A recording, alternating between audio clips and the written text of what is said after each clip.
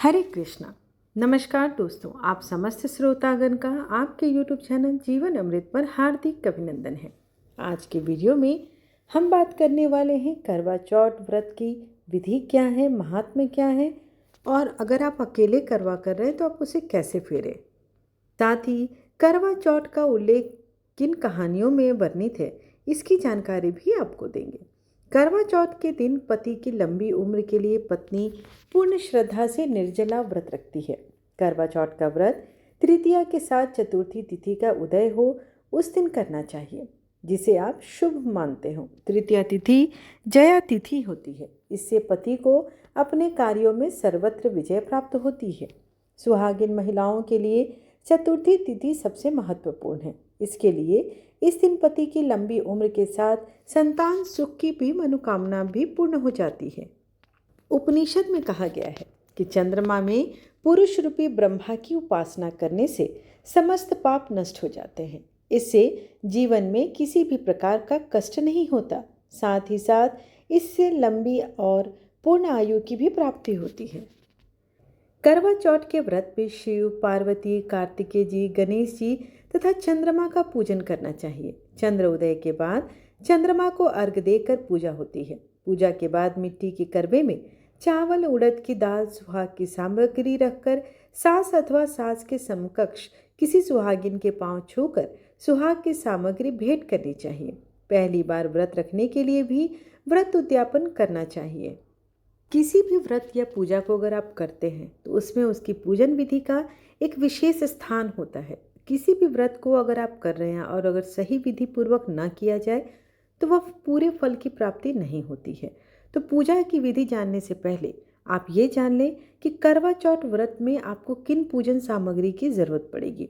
कुमकुम, शहद, अगरबत्ती, पुष्प, कच्चा दूध, शक्कर, शुद्ध घी, दही, मेहंदी, मिठाई, गंगा जल, चंदन, चावल, सिंदूर, कंघा, महावर, बिंदी, चुनरी, चूड़ी, बिछुआ, मिट्टी का टोटीदार करवा और ढक्कन, दीपक, रुई, कपूर, गेहूं, शक्कर का बूरा, हल्दी पानी का लोटा, गौरी बनाने के लिए पीली मिट्टी, लकड़ी का आसन, छलनी, 8 पुरियों की अठावरी, हलवा, दक्षिणा के लिए पैसे। संपूर्ण सामग्री को एक दिन पहले ही आप एकत्रित कर ले ताकि पूजा के समय आपको भागदौड़ ना करनी पड़े। अब जानते हैं कि जिस दिन आप सरगई करेंगे तो सरगई आप किस प्रकार करेंगे या सरगई में आपको क्या खाना चाहिए।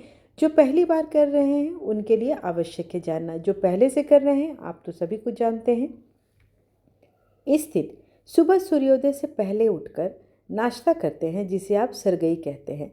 सरगई में सूत फेणी जरूर शामिल करनी चाहिए। इसे दूध के साथ लेते हैं। कुछ जगह पर सरगई में 7 अर्थात 9 या 11 प्रकार की चीज़ें लेते हैं। सरगई में खाने की सामग्री में बादाम, काजू, किशमिश, अंजीर आदि मेवे तथा फल, पराठे, मठरी, दूध व छेने से बनी मिठाइयाँ शामिल किए जाते हैं। व्रत वाले दिन ब्रह्म मुहूर्त में उठकर स्नान कर स्वच्छ कपड़े पहन ले तथा श्रृंगार भी कर ले।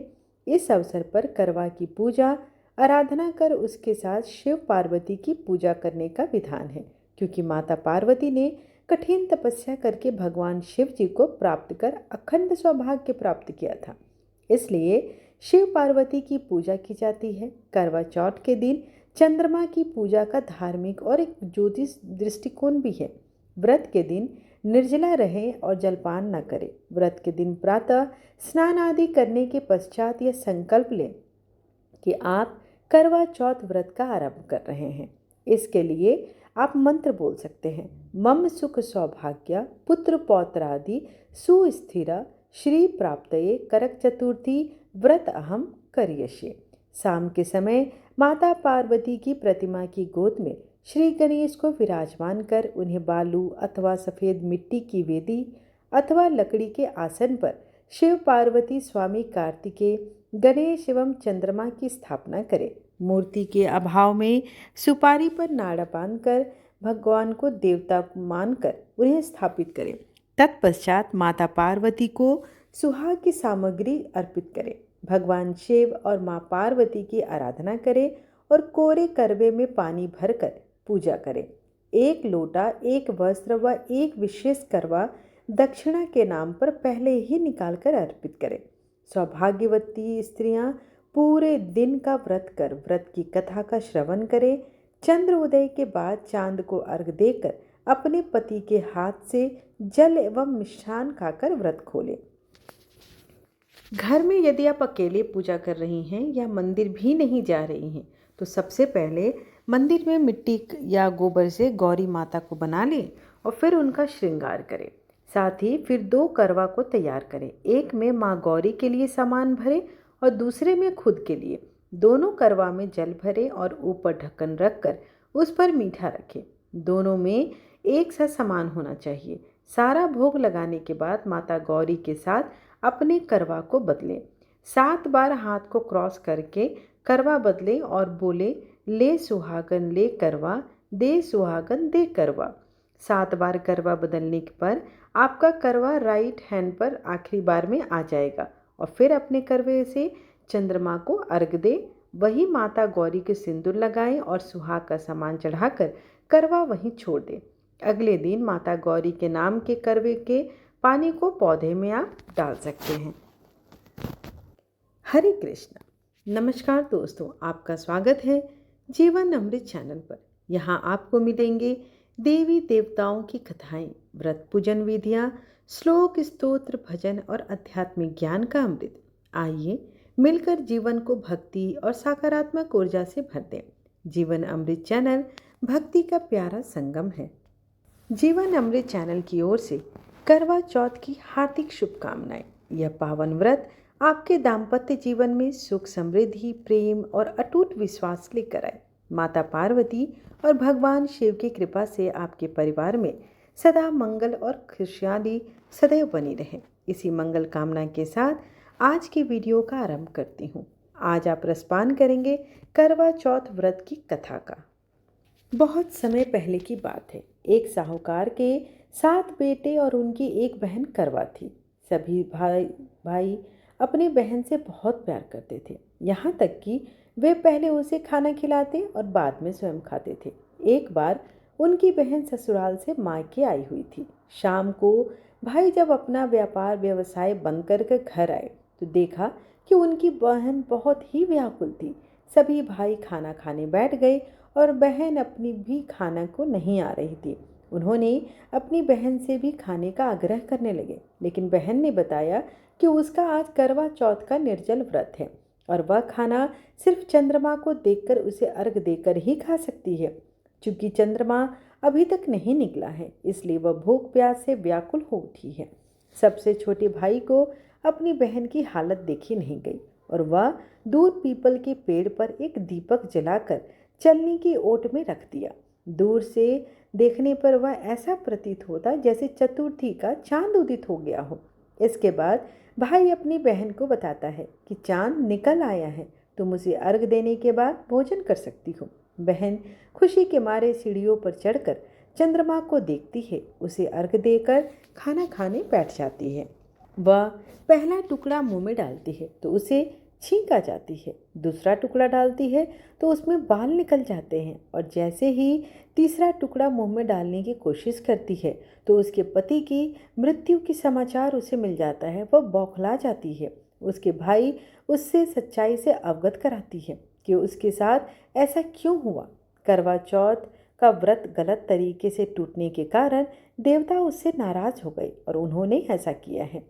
सच्चाई जानने के बाद करवा निश्चय करती है कि वह अपने पति का अंतिम संस्कार नहीं होने देगी और अपने सतीत्व से उन्हें पुनः जीवन दिलाकर रहेगी। और वह पूरे 1 साल तक अपने पति के शव के पास बैठी रहती है, उसकी देखभाल करती है। उसके ऊपर उगने वाले सुई नुमा घास को वह एकत्रित करती रहती है। 1 साल बाद फिर करवा चौथ का दिन आता है। उसकी भाभी करवा चौथ का व्रत रखती हैं। जब भाभियाँ उससे आशीर्वाद लेने आती हैं तो वह प्रत्येक भाभी से यम सुई ले लो, पिए सुई दे दो, यही कहती है और अपनी जैसी सुहागिन बना दो, ऐसा आग्रह करती है। लेकिन हर बार भाभी उसे अगली भाभी से जाने का आग्रह करके चली जाती है। इस प्रकार जब 6ठे नंबर की भाभी आती है तो वह करवा उससे भी यही बात दोहराती है। यह भाभी उसे बताती है क्योंकि सबसे छोटे भाई की वजह से उसका व्रत टूटा था, अतः उसकी पत्नी में ही शक्ति है कि वह तुम्हारे पति को दोबारा जीवित कर सकती है। इसलिए जब वह आए तो तुम उसे पकड़ लेना और जब तक वह तुम्हारे पति को जिंदा न कर दे उसे नहीं छोड़ना। ऐसा कहकर वह चली जाती है। जब सबसे अंत में छोटी भाभी आती है तो करवा उनसे भी सुहागिन बनने का आग्रह करती है, लेकिन वह टाल मटोली करने लगती है। इसे देखकर करवा उन्हें जोर से पकड़ लेती है और अपने सुहाग को जिंदा करने के लिए कहने लगती है। भाभी उससे छुड़ाने के लिए उसे नोचती है, खसोटती है, मारती है, लेकिन करवा नहीं छोड़ती। अंत में उसकी तपस्या को देख भाभी पसीज जाती है और अपनी छोटी उंगली को चीरकर उसमें से अमृत उसके पति के मुख में डाल देती है। करवा का पति तुरंत श्री गणेश कहता हुआ उठ बैठता है।